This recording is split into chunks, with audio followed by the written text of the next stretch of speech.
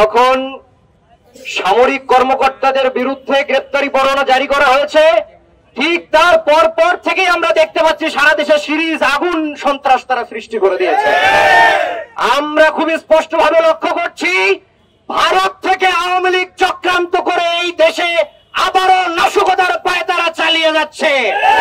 আমরা স্পষ্ট ভাষায় বলতে চাই, ভারতীয় আধিপত্যবাদকে আমরা 24-এর জুলাই অভ্যুত্থানের মাধ্যমে এই দেশ থেকে তাড়িয়েছি।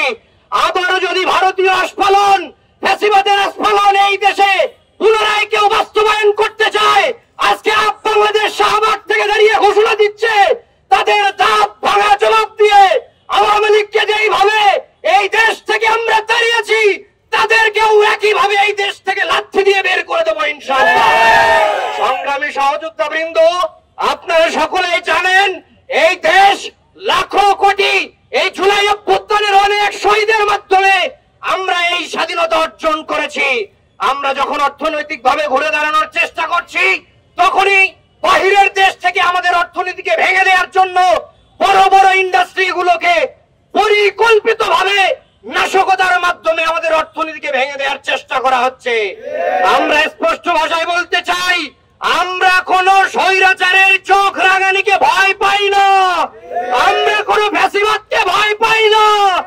এই দেশে পুনরায় কোন ফ্যাসিবাদকে তাদের আধিপত্যবাদ বিস্তার করতে দেয়া হবে না, হবে না, হবে না।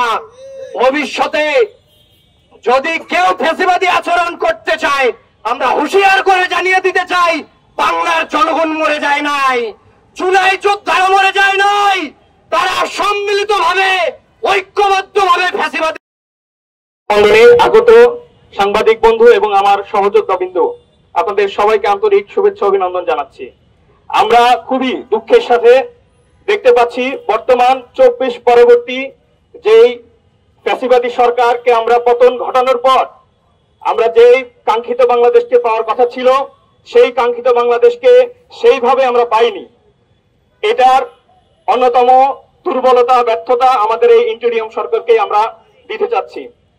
এক্ষেত্রে আমরা দেখতে পাচ্ছি, এই ফ্যাসিবাদ পূর্বে আমাদের যেই দেশের অর্থনৈতিক ব্যবস্থাকে ভেঙে তারা বিদেশ থেকে অর্থ প্রয়োগের মাধ্যমে এই দেশের বিভিন্ন সরকারি বাহিনী এবং গোয়েন্দা সংস্থাকে বিভিন্নভাবে তাদের ফ্যাসিবাদের দোসরের কাছে অর্থ দিয়ে বিভিন্ন রকম পরিকল্পিত কৃত্রিম আগুন এবং বিভিন্ন জায়গায় বিভিন্ন সহিংসতা সৃষ্টি করার চেষ্টা করছে।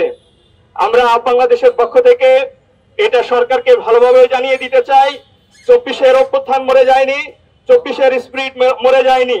আমরা থাকবো, আছি। আগামীতে সকল প্রকার ষড়যন্ত্র, এই সিরিজ আগুন অগ্নিকাণ্ড, আমাদের ভাই মনিরুজ্জামান বলেছেন, আমরা আগুন দিয়ে আগামীতে এই ফ্যাসিবাদকে মোকাবেলা করবো ইনশাআল্লাহ।